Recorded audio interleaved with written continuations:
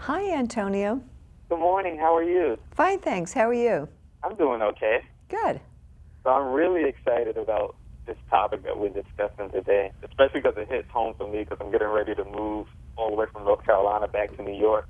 Oh, yeah, So whereabouts in New York? The city or outside the in the city? city. In the city. Good for you. Yeah, so I'm originally from Brooklyn, so we're going back. Are you? I'm from Peekskill. It's north of Brooklyn on the Hudson River, about 30 miles up. Okay.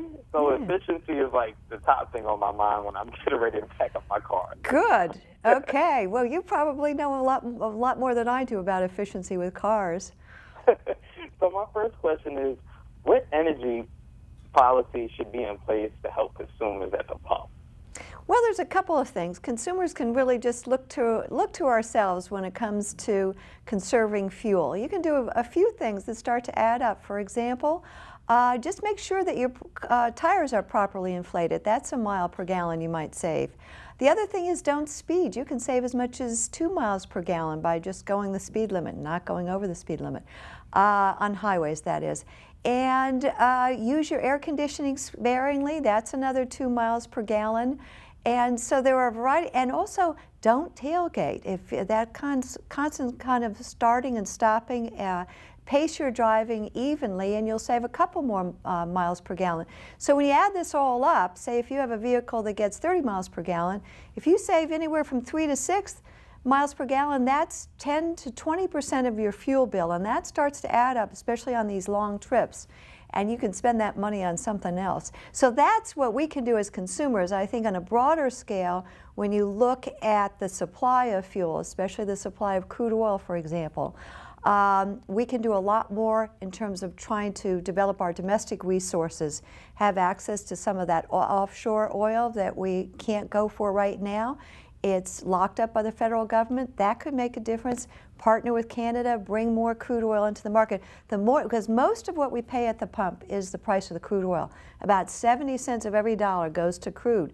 So if we can bring more into the world's market, we could put downward pressure on that price and certainly reduce some of that volatility because we'll get a greater share of the world's oil from places like America and Canada, which really starts to make a difference. We are bringing on a powerful amount of oil these days.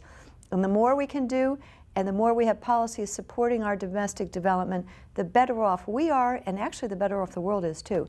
So personally, we can save by being mindful of how we take care of our vehicles and how we drive. But then when we think on a more broader scale about the supply of the fuel, a policy that's very mindful of that too, and does all we can do, can really start to make a difference in our lives and the lives of many people. So that's one thing, like, that's always in the back of my mind when I'm driving is my driving habits. Sure. Usually a lot of times I try to just floor it sometimes. Now that's not good for fuel efficiency. You shouldn't be doing that. And I understand that. So every time I look at my map on my screen and I see my fuel economy, I'm like, oh my gosh, so let me slow it down a little bit. And you can see, right? You can tell the difference when you do that. Right. Yeah, so that can make a difference. My other question is, even if I have an older vehicle, are things I can do to make it more efficient? Well, have it regularly tuned. Have your engine tuned, especially for an older vehicle. That can start to make a difference too. And if you're going to go on a big trip, make sure you do that. Make sure you look after your tires and drive responsibly and keep to the speed limit and do all of those things. And that can really start to add up in terms of what you're paying at the pump. Are there ways to use technology to help save at the pump? No, I think it's more in the vehicle that you purchase, the fuel efficiency of the vehicle itself, as well as how you maintain your vehicle and how you drive. And all of those things can make a difference to everyone, no matter what vehicle you have. Being mindful of how you drive and also how you take care of it really starts to add up for you. So so get the most fuel efficient vehicle you can, given all the other factors out there, and drive responsibly. And that's really the best advice for consumers. So this is my last question, and I think the most important one, especially for me, because I have to buy premium fuel for my vehicle. Oh. Should we expect prices to continue to rise? Well, it's interesting. AAA thinks prices, right now, average prices in the United States are about what they were a year ago. So they haven't really changed much, even though the crude oil price is higher than it was back then. And AAA is looking for prices to be maybe a few cents less or so this year on average than they were a year ago.